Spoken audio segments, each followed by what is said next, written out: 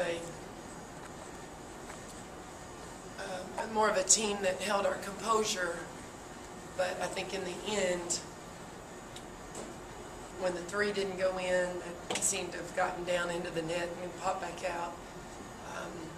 And some other shots that we took that were good shots didn't fall. I think it was a direct reflection as to our letdown at the defensive end. You know, we held Mallard, who's a very good player, to 6 points in the first half and let her end up with 13 in the second. But the way she scored in the second, I thought was really difficult because we let her get so deep in the paint, and we didn't let her quite get those touches in the first half. So again, I think in the end, I think it was a reflection of our offense affecting our defense when we struggled shooting, and it's got to be the other way around. You know, three droughts in the game of 4.5 minutes or longer without field goals, and you were able to, you know, battle through the first two, but that last one proved a big fail. Yeah, that's tough. 29% in the second half is really, really difficult to win a game. The couple times you guys took the lead in the second half there were when those droughts hit in the second half. 37-35, I think, and 54-53. You then went on droughts. Did you feel like you guys got away from what you had been doing offensively? Did they pick some stuff up defensively? What really led to those? I think we had a little bit of a letdown offensively, maybe trying to structure things too much instead of just playing. We talked about that in the locker room. Instead of letting the game flow, maybe we tried to structure things a little too much, and you've got to stay in the mode of just playing basketball in a game. So, you know, that's something when we watch film tomorrow, that's something that we'll look at to see maybe what we could have done different or what was going so well that we went away from possibly at that time. You know, you get down 13 there in the first half, but the 10-0 run at the end of the half really got you guys some momentum here in the second half. And you know about how big that was to kind of, you know, get back and how big your bench was in that spark mostly and how it got. Well, I just think that, you know, is kind of a definition of the composure I was talking about, to get down that.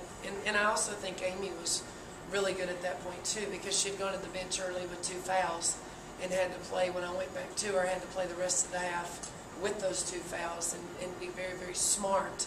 You know, they started coming out at the high post when we set that on-ball screen and started trapping it. I thought Amy handled that really well and found the open person. And we passed the ball well, and we were just very, very confident and very, very composed when we made that run.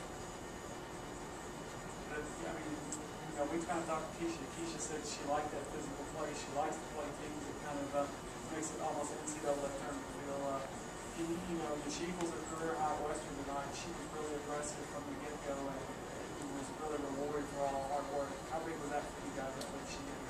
Well, you know, we talk about basketball being a game of matchups, and tonight with the physicality of the game and the size of their post players, I thought Jasmine and Keisha were really, really big in the way that they matched up with Texas Tech.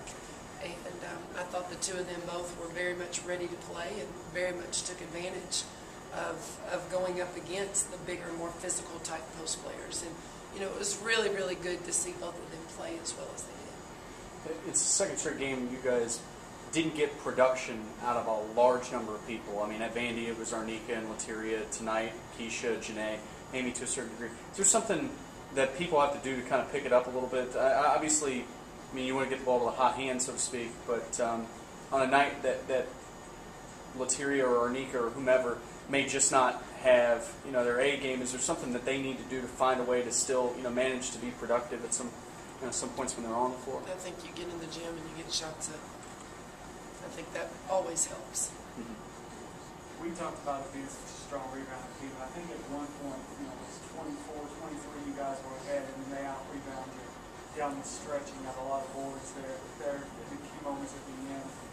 You know, talk about kind of what kind of changed there at the end, where they were able to really, you know, pull away on the boards and obviously on the scoreboard as well. I think 29% shooting answers both of those. We didn't shoot the ball well, we weren't scoring, therefore giving up more defensive rebounding opportunities that they did a great job of taking advantage of. I mean, we missed 24 shots in the second half. You guys now get back to conference play on Sunday. You've talked a lot about conference play kind of being the second season. Obviously, you're already 1-0. How much does it help now to get back in Sun Belt play and kind of be able to say, look, we're 1-0. This starts our second season. It's time to maybe recharge a little bit and get down to Jonesboro and try to get back to the win. I think it's a positive mindset for us, having known that we started the season 1-0. But at the same time, it's obviously not going to be a cakewalk being in conference. And hopefully what we will do is utilize the strength of competition that we've played against and learn from that, because our Sun Belt Conference is going to be very, very strong as well. So for us to benefit from what we've done so far, we've got to learn and then apply what we've learned back out on the basketball floor to be successful in conference. Jonesboro is traditionally such a tough place to play. I mean, how much does this, fire that you guys have kind of went through non-conference, they kind of help prepare you for what you're going to see? Well, that's the obvious. You hope that it does. You hope that it does, because that's like James said, that's the second season, and we have an opportunity to take it one game at a time and to get ourselves on the right track, so to speak, which going to Troy and starting out with the win obviously put us on the right track. But hopefully we will allow what we've been through so far to just simply use that as a motivating factor for us and step out on the floor ready to play.